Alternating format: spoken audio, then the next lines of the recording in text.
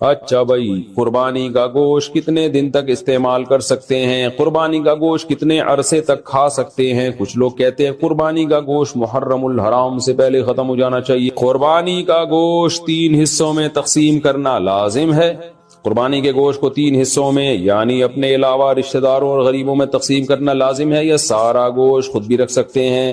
بنت طالب کراچی سے، بہتر یہ ہے کہ 3 حصے کر دیں، ایک رشتہ داروں کے لیے، ایک مستحقین کے لیے، غریبوں کے لیے، اور ایک اپنے لیے۔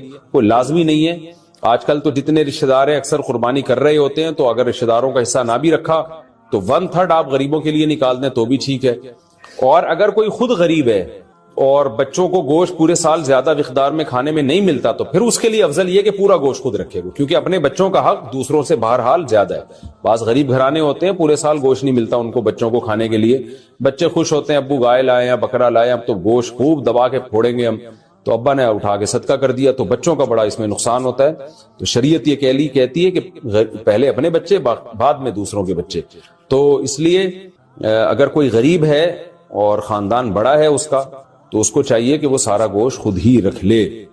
حرام مغز کھانے کا حکم کیا؟ حرام مغز مکروہ ہے جبکہ اس کا شمار 7 ممنوع اجزاء میں نہیں ہوتا۔ فائز صاحب جدہ سے۔ حرام مغز بیچارے کا نام حرام پڑ گیا، وہ ہے حرام نہیں۔ یہ جو ریڑھ کی ہڈی کے اندر ہوتا ہے یہ پیچھے کی طرف، تو یہ حرام نہیں ہوتا، اس کا نام پتہ نہیں کیوں لوگوں نے حرام مغز رکھ دیا ہے بہرحال یہ حلال۔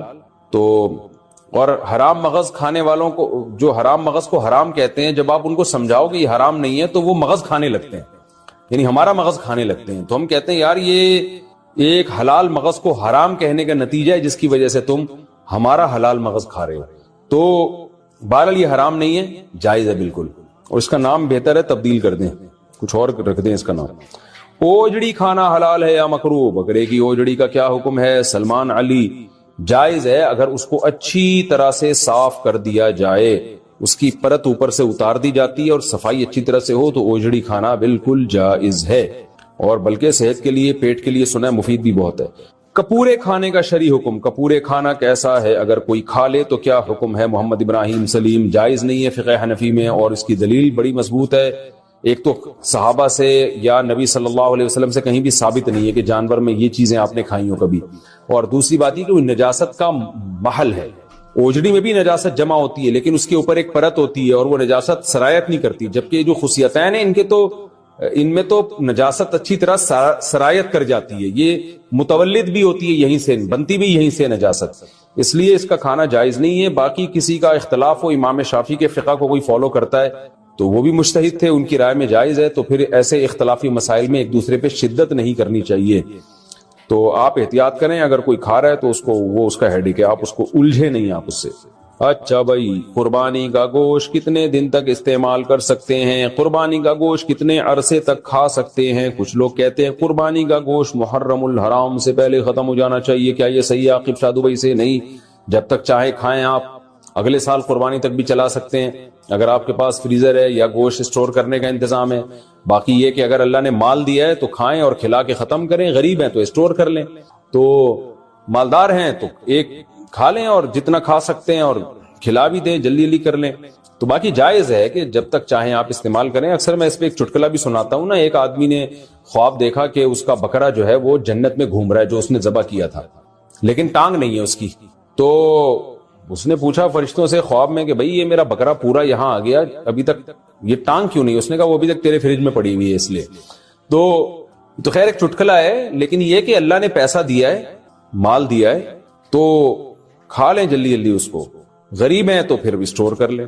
قربانی کا گوشت جہاں سے آیا کیا وہاں لوٹانا ضروری ہے؟ کیا قربانی کا گوشت جہاں سے آئے وہاں دینا ضروری ہے جیسے کہ عام رواج ہے؟ محمد حذیفہ گل کراچی سے، نہیں جی بالکل غلط ہے، اور یہ رواج اگر ہے تو رواج بھی ختم کریں۔ یہ تو نہیں کہ جس نے گوشت بھیجا تو آپ بھی گوشت دیں، تو بالکل غلط ہو گیا، تو فائدہ کیا ہوا اس کا گوشت بھیجنے کا؟ قربانی کی کھال کا کیا کریں، کس کو دیں؟ قربانی کے بعد چمڑے کے مصارف کیا ہیں؟ رحیم الدین متحدہ عرب امارات سے۔ دیکھیں جس نے قربانی کی ہے وہ جانور کا چمڑا خود بھی استعمال کر سکتا ہے، بیچ نہیں سکتا، بیچا تو قیمت صدقہ کرنی پڑے گی، لیکن ویسے استعمال کر سکتا ہے۔ اسے کھال کو دباغت دے دے، نمک لگا کے رکھ لے، اس کی اسمیل ختم ہو جاتی ہے، سوکھ جاتی ہے، اس کی جائے نماز بنا لے، کچھ بھی بنا لے، یادگار کے طور پہ رکھ لے۔ لیدر تو بڑی ایک قیمتی چیز ہے، بہت ساری چیزیں بن سکتی ہیں اس سے، تو میں نے ایک دفعہ بچپن میں قربانی کے جانور سے مسلح بنانے کی ناکام کوشش کی تھی، مجھے تجربے نہیں تھے، تو اب یوٹیوب پہ آپ سرچ کر سکتے ہیں، بہت سارے طریقے مل جائیں گے آپ کو، تو ایک بڑا اچھا لیدر مل جاتا ہے آپ کو، تو وہ جائزے استعمال کر سکتے ہیں، لیکن اگر بیچ دیا تو پھر اس کی قیمت صدقہ کرنی پڑے گی۔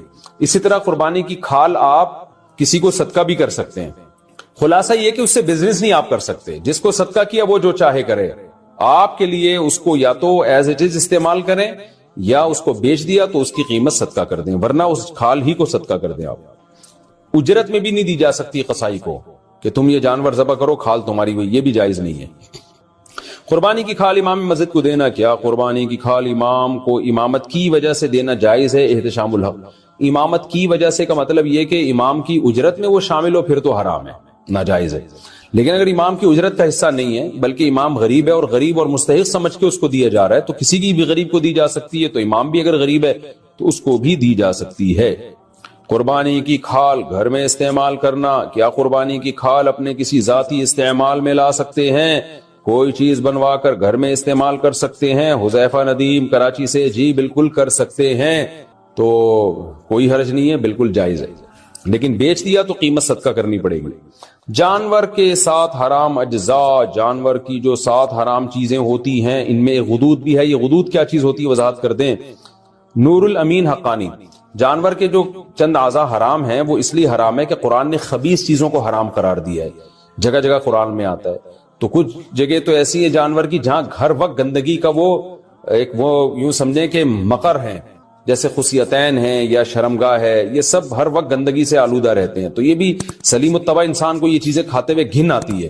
تو اسی طرح غدود، غدود کا مطلب جانور کا کہیں بھی پھوڑا نکل آیا، بیماری کی وجہ سے پھوڑا نکل گیا، یا کوئی بھی جو رسولی جسے کہتے ہیں نا، تو اب کیا کیا آپ نے، جانور ذبح کرنے کے بعد وہ پھوڑے میں جو گوشت تھا وہ نکال کے کھا گئے، تو وہ بھی خبائث میں داخل ہے، گندگی میں داخل ہے، تو ہر خبیث چیز ناجائز ہے، تو اس لیے فقہ حنفی میں اس کو بھی ناجائز قرار دیا گیا قرآن کی اس آیت کی وجہ سے۔ تو پھوڑے ووڑے نکل آتے ہیں نا جانوروں کے، رسولی نکل آتی ہے، تو وہ جو غدود ہوتے ہیں، جو یعنی گوشت سڑ جاتا ہے وہاں پہ ایک طرح کا، وہ بیماری کی وجہ سے ہوتا ہے وہ، تو اس لیے جانور جب ذبح کریں تو اس کی جو پھوڑا پھنسی کوئی ہو تو اس جگہ کو کاٹ کے پھینک دیں، آپ وہ استعمال نہ کریں۔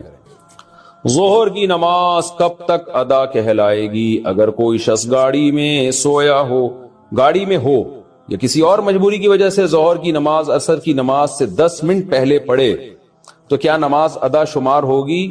اور اگر اہل حدیث حضرات کی اذان ہو گئی ہو تو کیا اس کے بعد بھی وہ نماز پڑھ سکتا ہے؟ ہدایت خان، دیکھیں اہل حدیث حضرات کے ہاں جو عصر کا وقت ہے نا، حنفیہ کے ہاں بھی عصر کا وقت اس میں شروع ہو جاتا ہے، افضل یہ ہے کہ وہ تاخیر کریں، جس میں حنفیہ جو نماز پڑھتے ہیں جب سورج کافی ڈھل چکا ہوتا ہے۔ اس پہ بہت سارے دلائل ہیں کہ امام حنیفہ کے نزدیک جو عصر کا وقت ہے بہتر وقت ہے، وہ بہت زیادہ اس پہ دلائل ہیں، میں ایک دفعہ پہلے کلپ ریکارڈ بھی کروا چکا ہوں، کبھی موقع ملا تو دوبارہ کرواؤں گا۔ خیر ابھی اختلافی مسئلے کا موقع نہیں ہے، لیکن ٹائم اس وقت بھی شروع ہو جاتا ہے جس وقت پہ اہل حدیث حضرات عصر کی نماز پڑھتے ہیں، تو اس لیے احتیاط اسی میں ہے کہ ظہر کو اس سے پہلے پڑھ لیا جائے۔ تو اگر ظہر کسی نے اس سے 10 منٹ پہلے پڑھ لیا تو وہ ادا ہی کہلائے گی، قضا نہیں کہلائے گی۔ اور اگر کسی نے اہل حدیث کے وقت میں عصر پڑھ لی تو عام حالات میں ایسا کرنا بہتر نہیں ہے، افضل نہیں ہے، خلاف سنت ہے ہماری رائے میں، لیکن اگر پڑھ لی تو اثر ہو جائے گی۔ البتہ سفر میں ہو آپ یا کوئی مشکل میں ہو تو پھر ضرورت کے وقت اس وقت بھی نماز بلا کراہت درست ہے، کوئی حرج نہیں ہے اس میں۔ تکبیرات تشریق کس پر واجب ہے؟ تکبیرات تشریق کس پر واجب ہے، اس کے پڑھنے کا کیا طریقہ ہے، نیز کتنے دن یہ پڑھی جاتی ہے؟ حسین وزیر، دیکھیں راجح قول کے مطابق تکبیرات تشریق گاؤں میں رہنے والوں پر بھی واجب، شہر میں رہنے والوں پر بھی واجب، اور مرد پر بھی عورت پر بھی، ہر عاقل بالغ پر واجب ہے۔ مرد اونچی آواز سے پڑھیں گے اور خواتین آہستہ آواز سے پڑھیں گی، اور جماعت سے نماز پڑھیں یا انفرادی نماز پڑھیں، ہر صورت میں واجب ہے۔ تو تکبیرات تشریق کیا ہے؟ اللہ اکبر لا الہ الا اللہ واللہ اکبر وللہ الحمد، یہ ایک دفعہ پڑھی جائے گی تکبیر۔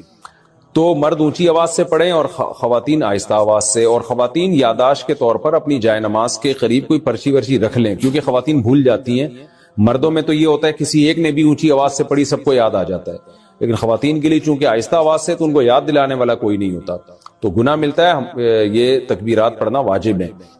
باقی یہ کہ کب سے واجب ہیں تو 9 ذی الحجہ کی فجر یعنی بقرعید سے ایک دن پہلے فجر کی نماز سے یہ شروع ہوں گی، اور پھر 13 ذی الحجہ یعنی بقرعید کے 3 دن اور اس کے علاوہ ایک اور دن، اس میں عصر کی جو نماز ہوگی وہ آخری تکبیر اس میں کہی جائے گی، مغرب میں نہیں کہی جائے گی۔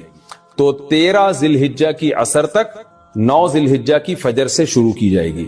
تو یہ تکبیرات تشریق ہیں۔ تکبیرات تشریق صرف قربانی کرنے والوں کے لیے ہے۔ بقرعید کی تکبیریں کن لوگوں کو پڑھنی چاہیے؟ قربانی کرنے والوں کو یا ہر ایک کو؟ اور یہ تکبیرات کتنے دن تک پڑھنی چاہیے؟ حسین وزیر، یہ میں نے آپ کو اس سوال کا جواب اس سے پہلے والے سوال میں ڈیٹیل سے دے دیا ہے۔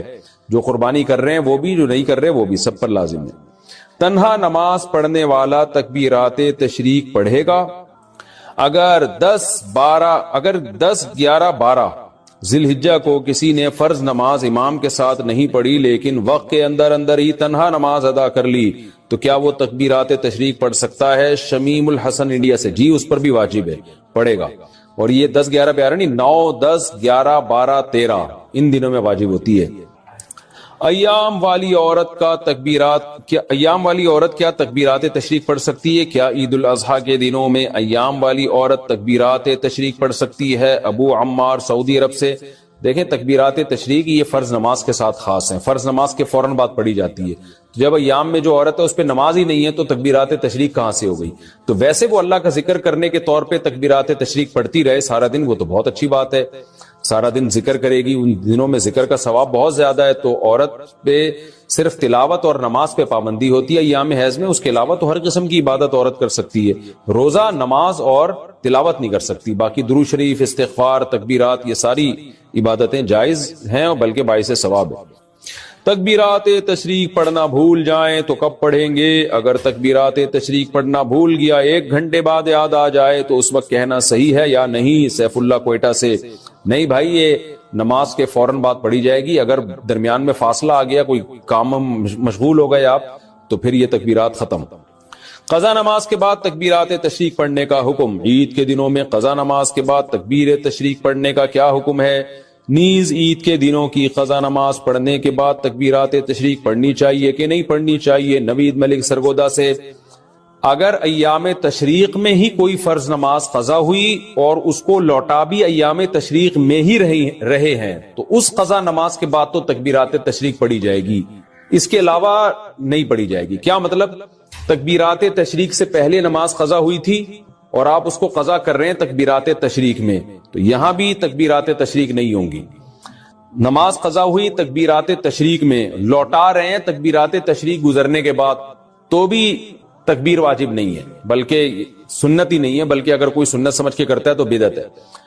اس سال تکبیرات تشریق میں آپ کی نماز قضا ہوئی، آپ اگلے سال ایام تشریق میں، اس سال ایام تشریق میں آپ کی نماز قضا ہوئی، آپ اگلے سال ایام تشریق میں نماز قضا لوٹا رہے ہیں تو بھی تکبیرات تشریق نہیں ہے۔ تو صرف ایک صورت میں ہے قضا نمازوں میں کہ اسی سال کے ایام تشریق کی قضا نماز اسی سال کے ایام تشریق میں لوٹائیں گے تو اس کے بعد تکبیر پڑھیں گے، ادروائز نہیں پڑھیں گے۔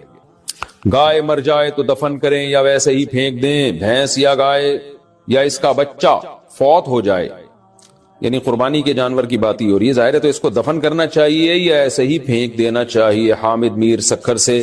ایسے ہی پھینکیں گے، بدبو ہوگی، اسمیل ہوگی، سارے گلی محلے کے کوے، کتے، چوہے، بقرعید آپ کی ہوگی، منائیں گے وہ، اور پھر وہ بہت گندگی ہوتی ہے اس سے۔ تو بہتر یہی ہے کہ بھائی یا تو اس کو دفن کر دیں یا اس کو بہت دور لے جا کے آبادی سے کہیں ٹھکانے لگا دیں تاکہ آبادی میں گندگی نہ ہو۔ لوگ کہہ سکتے ہیں کتوں کو کھانا کھلائے، تو دیکھو مردار چیز جانور کو کھلانا بھی جائز نہیں ہے، چاہے کتے ہو چاہے کوے ہو۔ تو آپ کچرے میں پھینک دیں، پھر کتے خود ہی کھا لیں تو ان کی مرضی ہے، لیکن آپ کے لیے اس نیت سے کتوں کے آگے ڈالنا یا جانور کے آگے ڈالنا کھلانے کی نیت سے تو یہ جائز نہیں ہے۔ مردار گوشت کھلانے کی آپ کو جانور کو بھی اجازت نہیں ہے کہ جانور کو بھی آپ نہیں کھلا سکتے، وہ اپنی ارادے سے آپ پھینک دیا، جانور خود کھا رہا ہے تو ایک الگ بات ہے، لیکن شہر کے بیچ میں پھینکیں گے تو اگرچہ جانور خود ہی کھا لیں گے، لیکن یہ کہ وہ آپ نہیں کھلا رہے، آپ نے کھلانے کی نیت نہیں تھی، وہ خود کھا رہے ہیں، لیکن گندگی تو بہرحال ہوگی نا، اس کے تعفن، بدبو، جراثیم پھیلیں گے، تو اس لیے اس کو دفن کریں یا آبادی سے بہت دور اس کو پھینک دیں.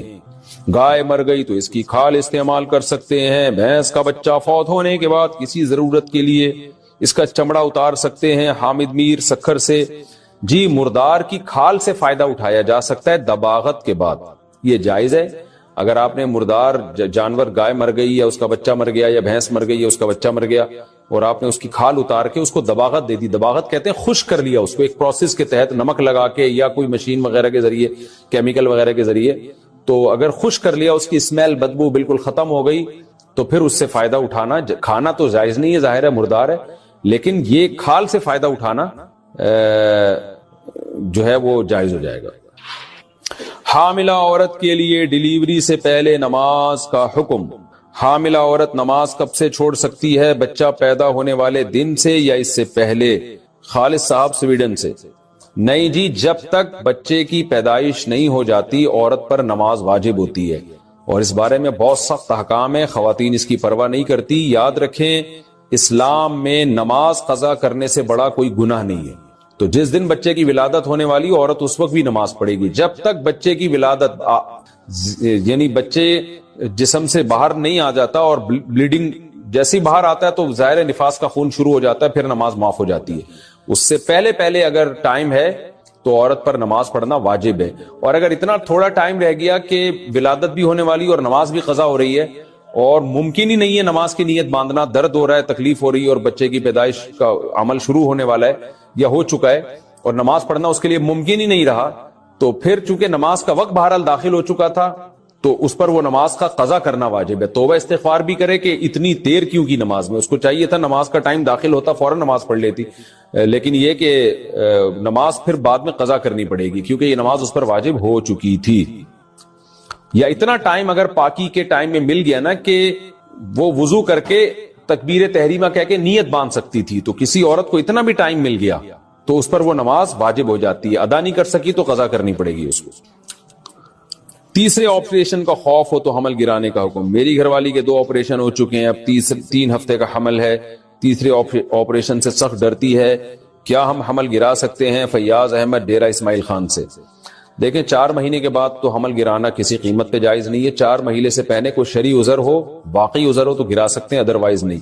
تو آپریشن سے بچہ پیدا ہونا تو کوئی ایسا شرعی عذر نہیں ہے جس کی بیس پہ حمل گرانا جائز ہو. ہاں آپریشن کی وجہ سے اگر خطرات ہیں, ماں کی جان کو خطرہ ہے, یا کوئی خدا نخواستہ معذوری کا خطرہ ہے, یا اور دوسرا یہ بھی ذہن میں رکھیں کہ آپریشن جو ڈاکٹر کر رہے ہوتے ہیں تو یہ چند ڈاکٹروں سے پوچھ لیں کہ بغیر آپریشن کے ہو سکتا ہے کہ نہیں ہو سکتا. آج کل ڈاکٹر خود بہت جلدی آپریشن کر رہے ہوتے ہیں پیسے بنانے کے چکر میں یا جان چھڑانے کے لیے.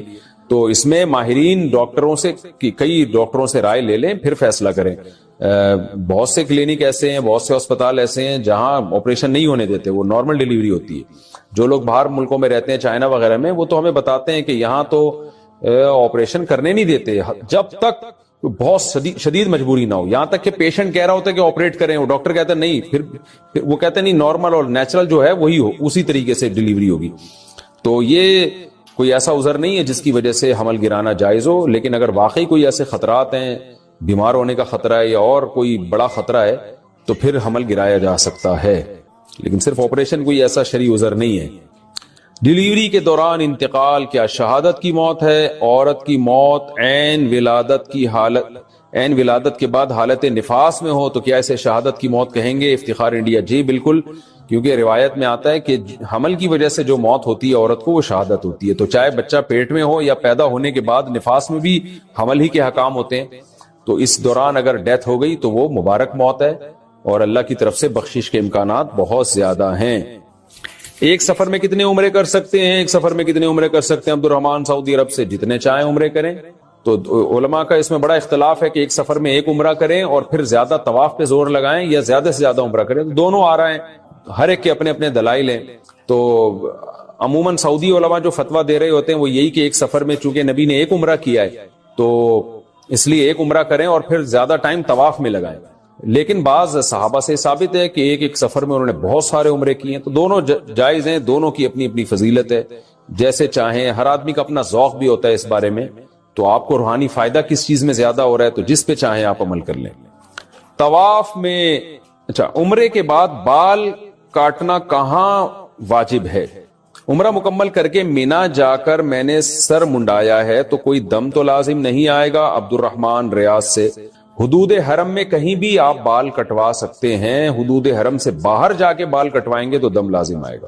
عصر کے بعد طواف کے 2 نفل کا حکم۔ عمرے کا طواف عصر کے وقت مکمل ہوا مگر مکروہ وقت کی وجہ سے 2 رکعت ادا کیے بغیر سعی کر لی، بعد میں اہلیہ طواف کے 2 نفل پڑھنا بھول گئیں۔